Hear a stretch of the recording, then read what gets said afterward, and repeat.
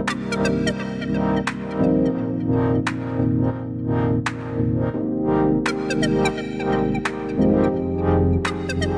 everybody. Thanks for jumping on Giant TV. I'm Paul Hitchcock, founder and president of Giant Jacks Media, and this is my channel where I have great people doing incredible things, and certainly Les Lent is one of them. Welcome, Les. Hey, thanks for having me, Paul. I appreciate it. Yeah, and Les, obviously, for those out there, letting you know, Les is a Vistage Chair, amazing entrepreneur in the greater Sacramento market. And so, Les, I want to jump into exactly what you're doing, a little bit about your background, and love to hear it. Sure. So, this is all things Vistage, right? So, I guess my background in the marketplace would be I started out as a B2B sales professional very long time ago. Don't want to name dates, but it was a minute ago. And I really loved being a sales guy. It was especially in a B2B environment. I came up in an environment where I got to be an entrepreneur, right? I was 100% commission. I got to eat whatever I killed, and really found a calling there. Like so many other people that get into sales, I wound up transitioning from being a really good sales guy to being tapped to becoming a sales manager. Yeah. As I like to call it, I went from superstar to supervisor, and struggled with that for a little bit until I found my way, because being a sales leader is not the same as being a sales manager. And ultimately found some success doing that, sharpened up my business acumen. And then around 2009, during the last great hiccup in our economy, found myself looking for something different. I got laid off basically because everybody in the industry was losing work, and decided to go out on my own and take that entrepreneurial background and that ability to go out and generate revenue and make things happen, and started a consulting practice. Wow. The first thing I did was to affiliate or align myself with Vistage, because I needed to be around like-minded people that wanted to make a difference, wanted to make an impact. So I started marketing my business as a resource speaker for Vistage. So I would go out, share my story with CEO groups across the country, and found a niche there and wound up growing my business that way. I'll start doing a lot of talks around the country. Correct. Yeah. And a couple of years into that, I really started to embrace the Vistage ecosystem, if you will. And I thought, well, why not become a member?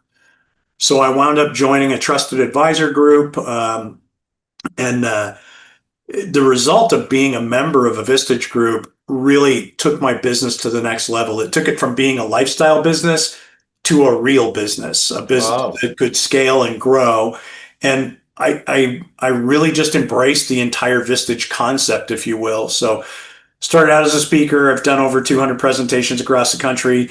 The last 8 years I've been a member, and I've 2x'd my business basically 3 times as a result of being in a group and working on my business in addition to working in my business, if that makes any sense at all. It does. A lot of sense, yeah. So fast forward 2025, here we are almost at the end of this year. As I was looking at my current business model and trying to figure out, okay, what's the next iteration of my business, or do I double down, or do I grow and scale? I thought, what else can I offer my clients? And somebody approached me about becoming a Vistage Chair and said, it made perfect sense. Right. The only difference is I don't have to get on an airplane. Yeah. Spread the word. Difference. Right? Yeah. So over the last couple of months, I've been growing a chief executive group here in the greater Sacramento market. And as a result, I've got to meet some really cool people that are right here in my own backyard doing really cool stuff. Well, I want to ask you about that. So as you're building this group of chief executives, what type of a leader are you looking for, and what industry groups? The first question I really like. The second question's easy. The first question is, what type of leader am I looking for? Yeah. There's a trait that I believe I have, and I really think almost every Vistage member I've ever met, and I've met thousands of them, literally thousands of them, and that trait is that they're mostly happy, but they're rarely satisfied. Ah, okay. You're a happy guy. I'm a happy guy. We feel pretty good about, where we're at and what we're doing and all of those internal and external things. But we're not very often satisfied, right? Meaning W- I want more. I want Oh, more for myself. I want more for my company. I want more for my family. I want more for my customers. I want more for oh, my customers' employees. Said another way, good enough isn't, right? So I don't want to impose that on you, but I've met you multiple times and we've had lots of conversations, and you strike me as being one of those guys that you're pretty happy, but are you always satisfied, or are you looking for that next thing that's going to advance your business? Does that make you know, sense? oh, it makes a lot of sense, and it's an interesting comment. I've never heard it put that way, but so the leaders, yeah, I mean, I guess there are many types of leaders, and the ones you just described are growth oriented and not never satisfied. I think there's this kind of in their DNA a bit, and I think you said it well.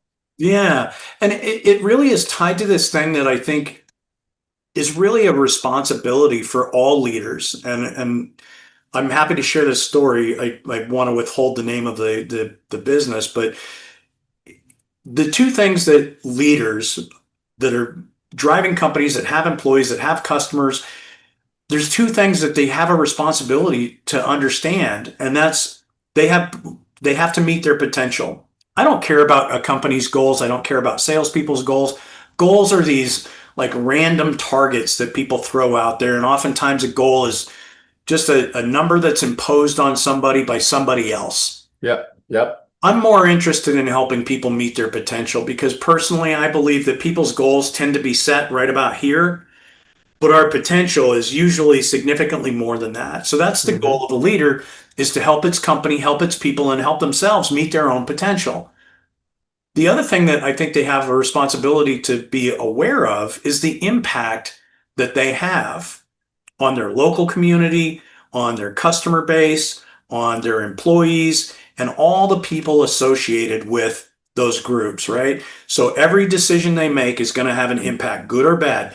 Every decision that they don't make, or every decision that they avoid making, has the ability and the possibility of having an impact on the people that work for them, on the people that report to them, on their families, on their customers and their customers' yeah, families, right? yeah, That's the whole yeah. thing about being a leader, is the potential and impact.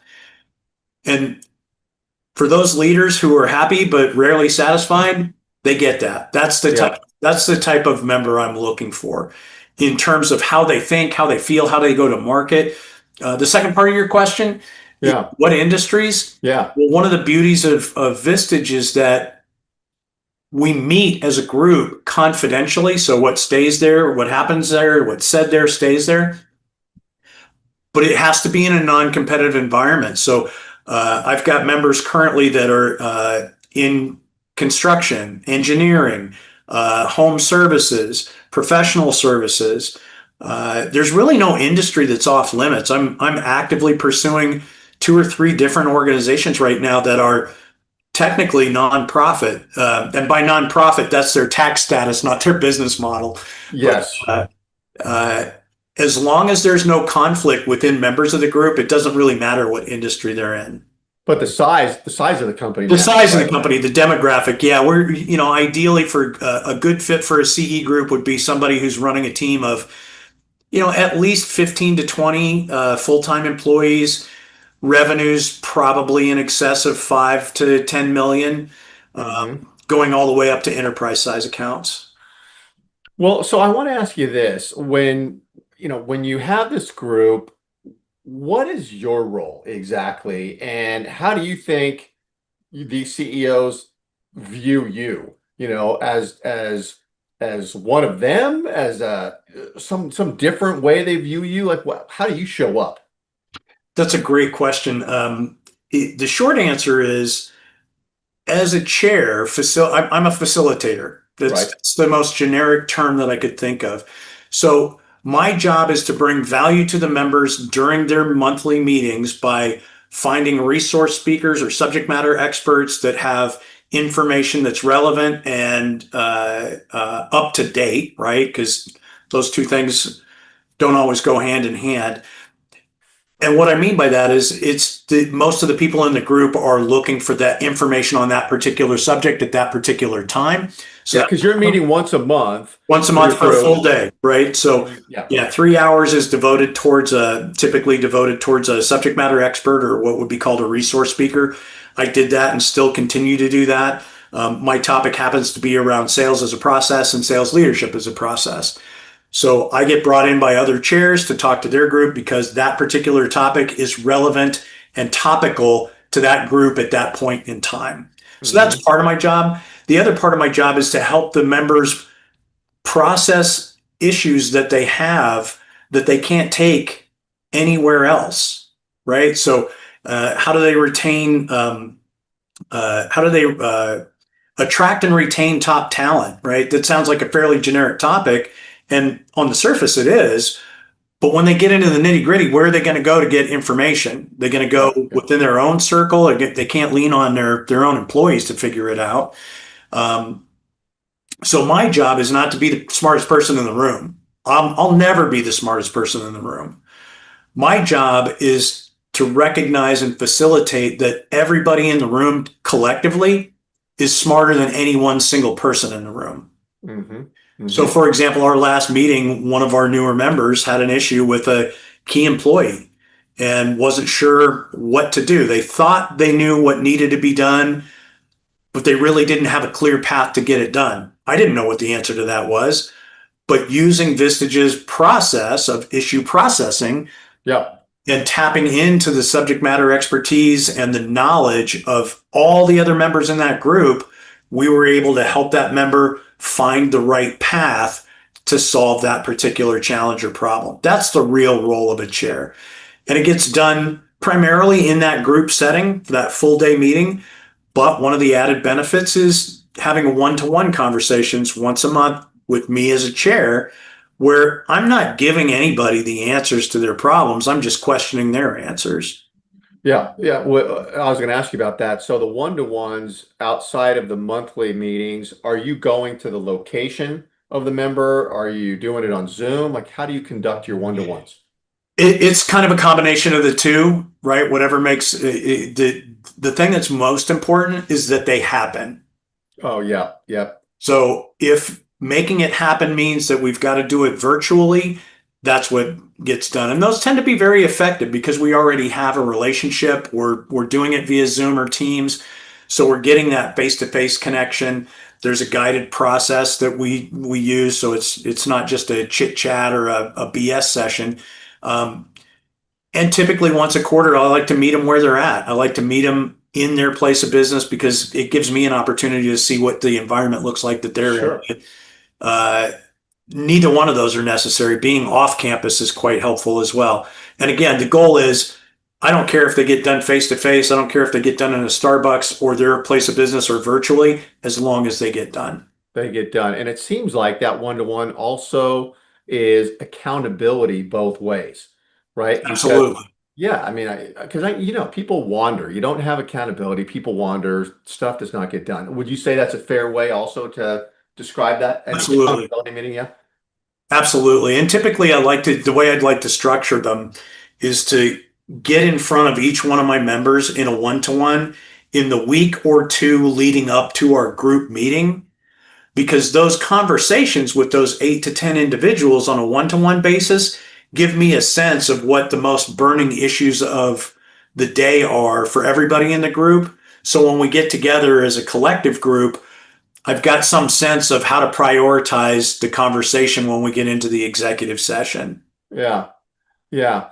What brings you the most gratification with the Vistage practice like that? Is it, I mean, I could think of so many things, I'm not even gonna, I'll just let you answer like that Just question. making a difference, knowing that I helped somebody take action. The one thing that I value more than anything, whether it's a member from Vistage or one of my actual clients, whether I'm doing consulting, coaching, or training, I value action more than anything else.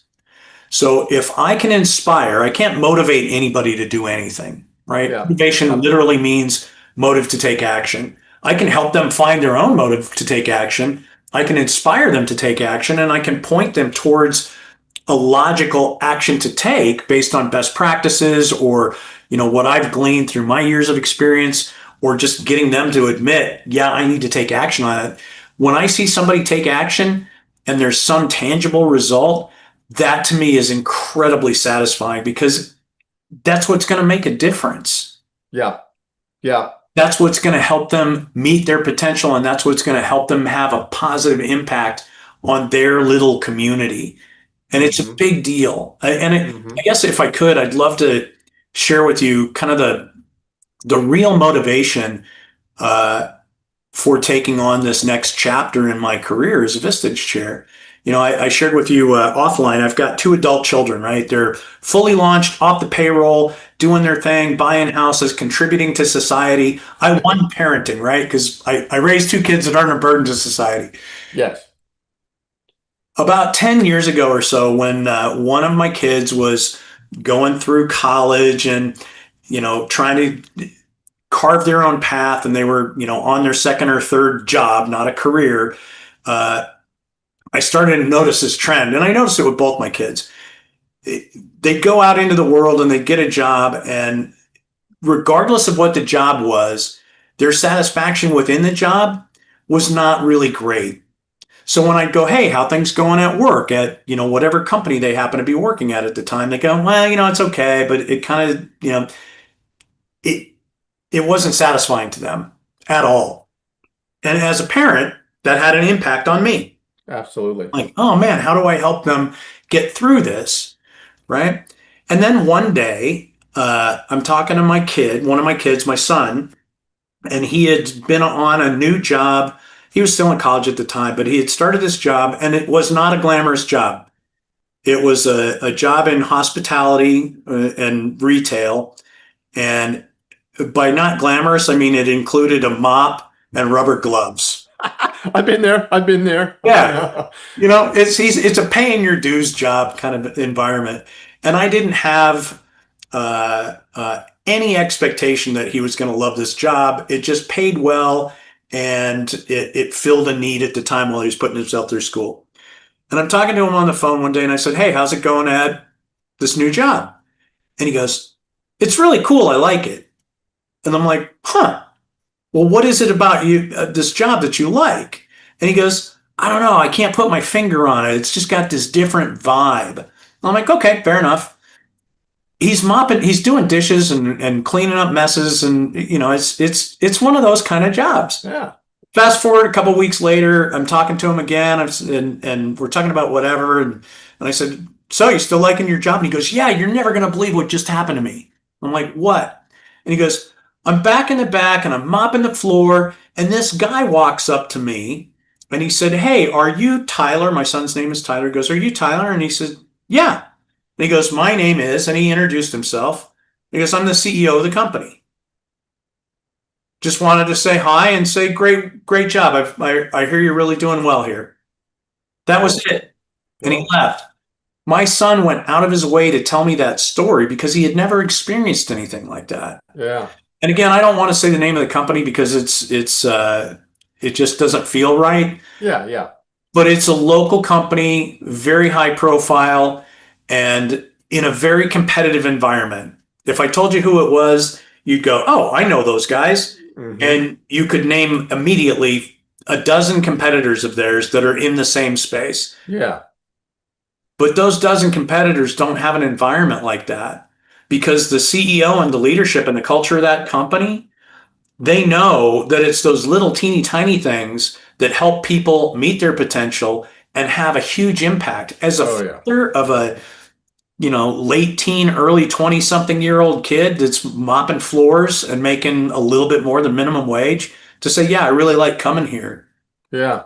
That's the type of leader that I'm looking for to be in my groups, because that's the type of impact that I want to help those leaders make with their employees and their customers. Anyway, Uh, Great story. Great story. Yeah, it's yeah, funny. Yeah, yeah, yeah, yeah. Captivating because I was having that discussion with one of my kids yesterday, the whole career thing. So very interesting what you just said. Uh, Good stuff, Wes. And you've got openings now, obviously for your group, and Yeah. I want to tell everyone watching this, wherever you're watching this, because we simulcast this everywhere. Les's information will be around this. Get connected to them. But Les, how does it work? If someone wants to understand more about what you're doing, is it what, get on a Zoom call? Yeah. What are you thinking? Yeah, it's pretty straightforward. We start with a 5 to 10 minute introduction call. Just make sure it seems like a good fit, because it's not just about making sure that they're the right demographic and size company. It's also about making sure that I'm a good fit for them and they're a good fit for me. Yeah, If that goes well, we schedule a 30-minute Zoom call, or it can be done face to face. That 30-minute call we call them an information exchange, where I share information about Vistage. They share information about them and their company in a confidential manner. And if it makes sense at the end of that call, we have one last call that's called a selection interview, where we go through this process. It takes about 60 to 90 minutes. It can be, ideally, I like doing these face to face, either at their place of business or somewhere off campus. It can be done virtually, but ideally it's face to face. yeah, And that's where they get a taste of what it's like to get some coaching from me on a one-to-one basis, and really a chance for them to, it's called a selection interview because they need to select me and I need to select them. right, yeah, And yep, typically if we make it to that point, sorry about that. If we make it to that point, it's pretty close to being a good fit. So it's a pretty simple process. It only takes, less than a week to navigate those three things: the introduction yep. call, 5 to 10 minutes, information exchange at 30 minutes. And then if it makes sense to move forward, we do that selection interview face to face for about an hour.